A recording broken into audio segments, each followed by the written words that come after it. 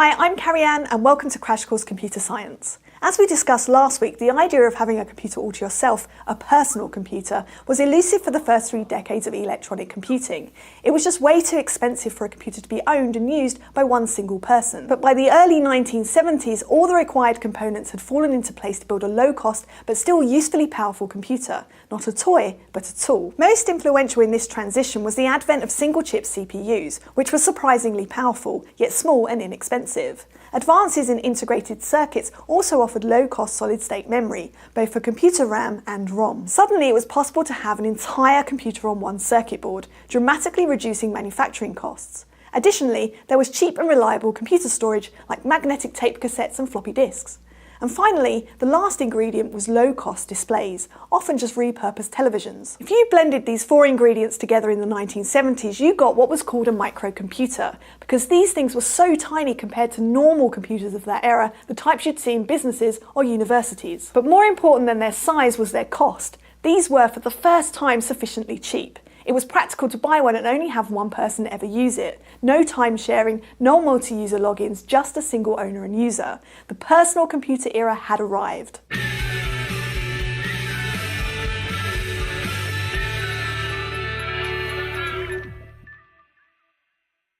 Computer cost and performance eventually reached the point where personal computing became viable, but it's hard to define exactly when that happened. There's no one point in time, and as such, there are many contenders for the title of first personal computer, like the Kenback 1 and the MCM70. Less disputed, however, is the first commercially successful personal computer, the Altair 8800. This machine debuted on the cover of Popular Electronics in 1975 and was sold as a $439 kit that you built yourself. Inflation adjusted, that's about $2,000 today, which isn't chump change, but extremely cheap for a computer in 1975. Tens of thousands of kits were sold to computer hobbyists, and because of its popularity, there were soon all sorts of nifty add-ons available. Things like extra memory, a paper tape reader, and even a teletype interface. This allowed you, for example, to load a longer, more complicated program from punch tape, and then interact with it using a teletype terminal. However, these programs still had to be written in machine code, which was really low level and nasty, even for hardcore computer enthusiasts. This problem didn't escape a young Bill Gates and Paul Allen, who were 19 and 22 respectively. They contacted MITS, the company making the Altair 8800, suggesting the computer would be more attractive to hobbyists if it could run programs written in BASIC, a popular and simple programming language. To do this, they needed to write a program that converted basic instructions into native machine code, what's called an interpreter. This is very similar to a compiler but happens as the program runs instead of beforehand. Let's go to the thought bubble. MITS was interested and agreed to meet Bill and Paul for a demonstration. Problem is, they hadn't written the interpreter yet, so they hacked it together in just a few weeks without even an Altair 8800 to develop on, finishing the final piece of code on the plane. The first time they knew their code worked was at MITS headquarters in Albuquerque, New Mexico for the demo. Fortunately, it went well and MITS agreed to distribute their software. Altair BASIC became the newly formed Microsoft's first product. Although computer hobbyists existed prior to 1975, the Altair 8800 really jump-started the movement. Enthusiast groups formed, sharing knowledge and software and passion about computing. Most legendary among these is the Homebrew Computer Club, which met for the first time in March 1975 to see a review unit of the Altair 8800, one of the first to ship to California. At the first meeting was 24-year-old Steve Wozniak, who was so inspired by the Altair 8800 that he set out to design his own computer. In May 1976, he demonstrated his prototype to the club and shared the schematics with interested members. Unusual for the time, it was designed to connect to a TV and offered a text interface, a first for a low-cost computer. Interest was high, and shortly after, fellow club member and college friend Steve Jobs suggested that instead of just sharing the designs for free, they should sell an assembled motherboard. However, you still had to add your own keyboard, power supply and enclosure. It went on sale in July 1976 with a price tag of $666.66. It was called the Apple I, and it was Apple Computer's first product. Thanks, Thought Bubble! Like the Altair 8800, the Apple I was sold as a kit. It appealed to hobbyists who didn't mind tinkering and soldering, but consumers and businesses weren't interested. This changed in 1977 with the release of 3 game-changing computers that could be used right out of the box. First was the Apple II, Apple's earliest product that sold as a complete system that was professionally designed and manufactured. It also offered rudimentary colour graphics and sound output, amazing features for a low-cost machine. The Apple II series of computers sold by the millions and quickly propelled Apple to the forefront of the personal computing industry. The second computer was the TRS-80 Model 1, made by the Tandy Corporation and sold by Radio Shack, hence the TRS. Although less advanced than the Apple II, it was half the cost and sold like hotcakes. Finally, there was the Commodore PET 2001, with a unique all-in-one design that combined computer, monitor, keyboard and tape drive into one device, aimed to appeal to consumers.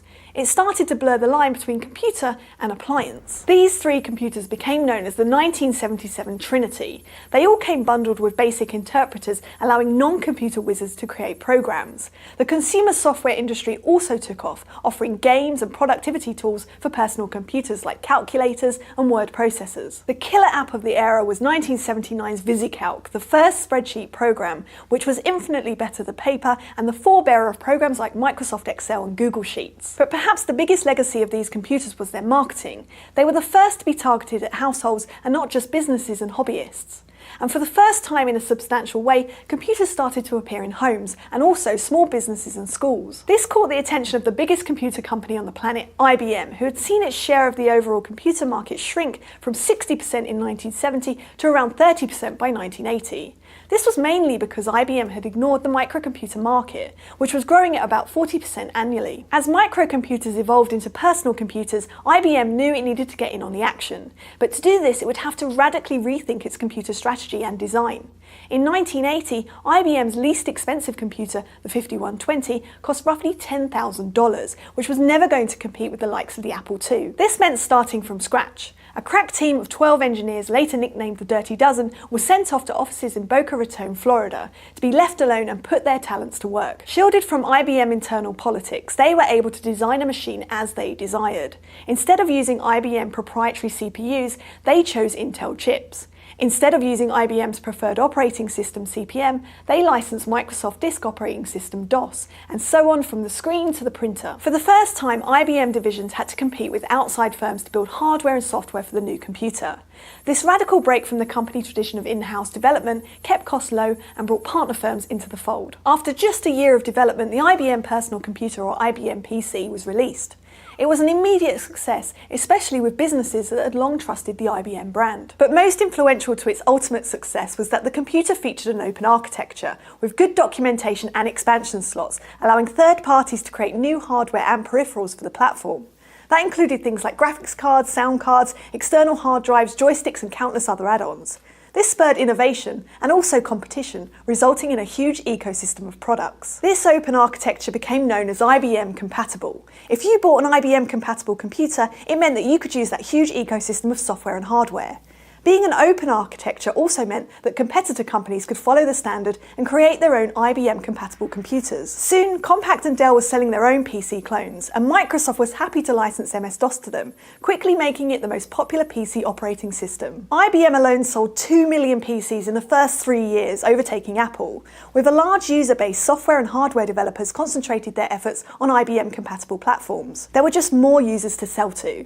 Then people wishing to buy a computer bought the one with the most software and hardware available, and this effect snowballed. Whereas companies producing non-IBM compatible computers, often with superior specs, failed. Only Apple kept significant market share without IBM compatibility. Apple ultimately chose to take the opposite approach, a closed architecture, proprietary designs that typically prevent people from adding new hardware to their computers. This meant that Apple made its own computers, with its own operating system and often its own peripherals, like displays, keyboards and printers. By controlling the full stack from hardware to software, Apple was able to control the user experience and improve reliability. These competing business strategies were the genesis of the Mac versus PC division that still exists today, which is a misnomer because they're both personal computers, but whatever. To survive the onslaught of low-cost PCs, Apple needed to up its game and offer a user experience that PCs and DOS couldn't. Their answer was the Macintosh, released in 1984. This groundbreaking, reasonably low-cost, all-in-one computer booted not a command-line text interface, but rather a graphical user interface. Our topic for next week. See you then. Crash Course Computer Science is produced in association with PBS Digital Studios. At their channel, you can check out a playlist of shows like PBS Idea Channel, Physics Girl, and It's Okay to Be Smart. This episode was filmed at the Chad and Stacey Emmergault studio in Indianapolis, Indiana, and it was made with the help of all these nice people and our wonderful graphics team, Thought Cafe. Thanks for watching, I'll see you later.